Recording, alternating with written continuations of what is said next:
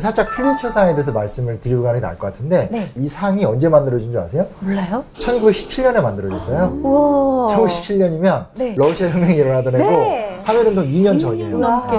그리고 실제로 이제 분야도 되게 다양해요. 그래서 뉴스, 보도사진, 문학, 음악, 드라마 이렇게 여러 부문에서 주는데 지금 이제 퓰리처 상으로 사진으로 상을 받았다 이러면 정말 좋은 뉴스, 중요한 소식을 전한 걸로 이제 받는 상이라고 합니다. 보도사진. 보도사진. 네. 특히 김경훈 기자님은 한국 국적을 가진 기자 중에 최초로 수상하셨다고 들었습니다. 그때 대체 어떤 사진으로 수상을 하셨는지 시청자분들도 궁금하실 것 같아요. 궁금하시죠? 네. 그건 제가 따로 준비했습니다. 아, 그래요? 준비했습니다. 모셨는데 또. 선생님. 네. 아, 직접 실물로 준비하셨어요? 짜잔. 자, 이 사진입니다. 네. 근데 이거 사실 아마 보신 분들 계실 거예요. 저는 네. 아, 이 사진이야? 약간 이런 네. 느낌이었거든요.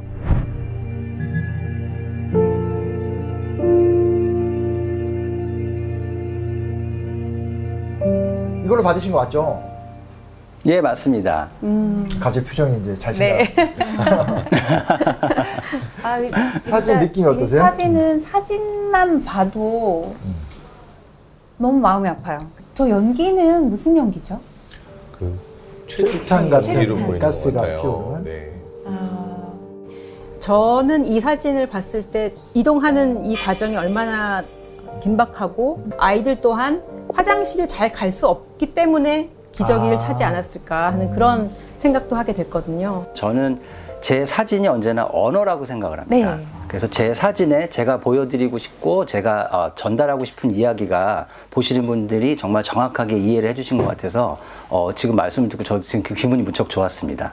사실 캐러밴은 영어식 표현이고 이제 일반 검색하다 보면 이제 카라반 이거 이제 페르시아 표현인데 AD 한 3에서 4세기경 사이에 실제로 실크로드를 오가는 상인들, 아프리카를 횡단하는 상인들 그 사람들을 부르던 용어인데 아예 멕시코를 통과해서 미국으로 넘어가는 이런 분들을 최근에 와서 이제 캐러밴이라고 부른다고 하더라고요.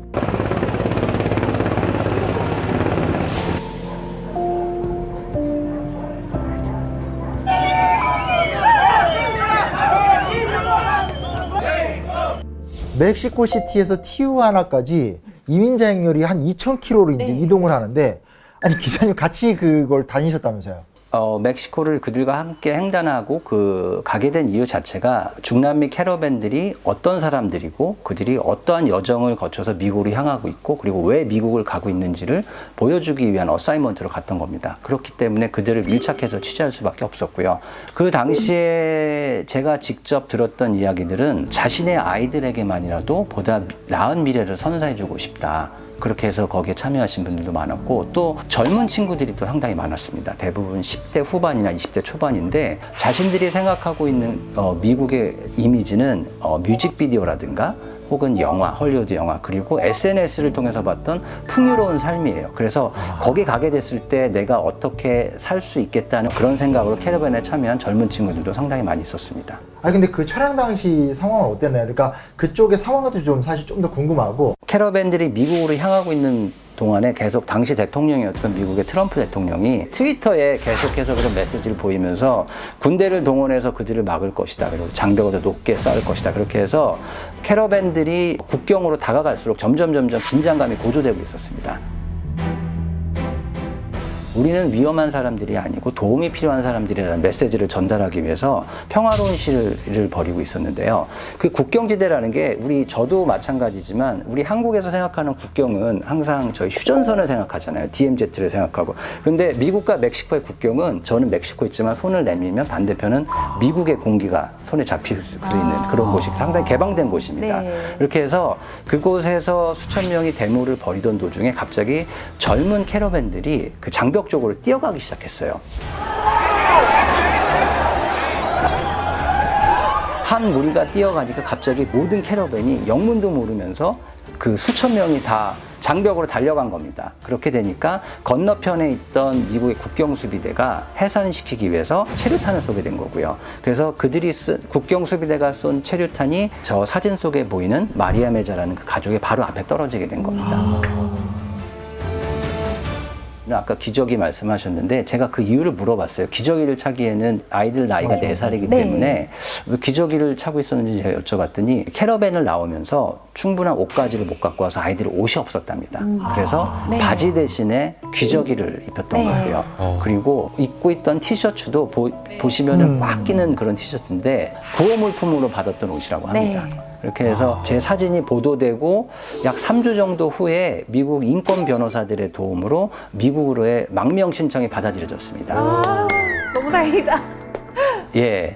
예, 너무 다행이죠. 그래서 얼마 전에 그 가족과 한번 다시 연락을 취해봤는데 가족들이 볼티모어에 정착을 해서 살고 있는데 엄마는 멕시코 식당에서 요리사로 일하면서 아이들을 잘 좋겠다. 키우고 있다고. 좋다, 진짜. 예.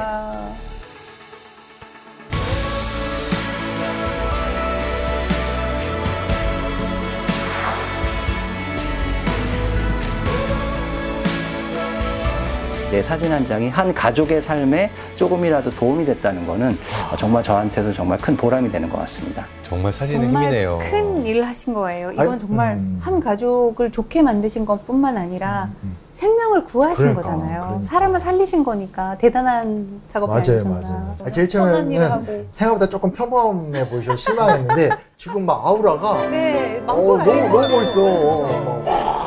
네.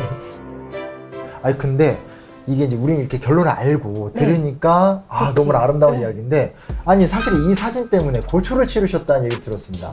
연출을 했다. 반이민 정서를 갖고 계신 분들 사이에서 제 사진이 이 사진은 조작한 사진이다. 그러면서 그분들이 증거로 든 게 뭐냐면 저 뒤쪽으로 국경의 장벽 앞에 서 있는 사람들을 보면 아직 체류탄이 터졌는데 전혀 그 상황을 모르고 있고요. 심지어는 카메라를 들고 있는 사람 몇몇이랑 맞아요. 이야기를 하는 장면이 나옵니다. 그래서 이거는 연출 지도를 하고 있는 장면이 이게 실수로 찍힌 거다. 그래서 이거는 가짜 사진이다. 그 이야기를 쭉 읽고 제 사진을 보니까 딱 드는 생각이 야 이거 내가 찍은 사진이 아니면 나도 속겠는 거라는 그럴듯한 이야기더라고요. 근데 결론은 그 이야기가 하루 이틀 만에 없어지게 됐는데요. 그 이유는 현장에서 저 혼자 있었던 게 아니라 네. 다른 기자들도 여러 명 있었어요. 그쵸. 그 중에 뭐 네. 방송 기자도 있었는데 카메라에 저 정가정에다 담겨져 있습니다. 아.